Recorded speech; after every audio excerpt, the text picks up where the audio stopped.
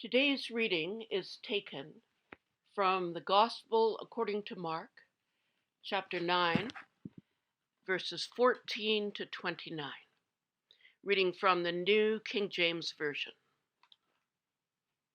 A boy is healed. And when he came to the disciples, he saw a great multitude around them, and scribes disputing with them. Immediately, when they saw him, all the people were greatly amazed, and running to him, greeted him. And he asked the scribes, "What are you discussing with them?" Then one of the crowd answered and said, "Teacher, I brought you my son, who has a mute spirit. And whenever it seizes him, it throws him down. He foams at the mouth, gnashes his teeth, and becomes rigid. So I spoke to your disciples that they should cast it out, but they could not." He answered him and said, "O faithless generation, how long shall I be with you? How long shall I bear with you?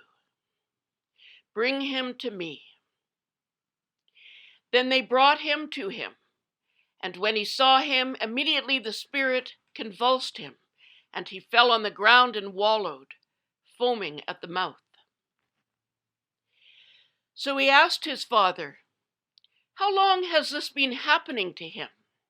And he said, "From childhood, and often he has thrown him both into the fire and into the water to destroy him.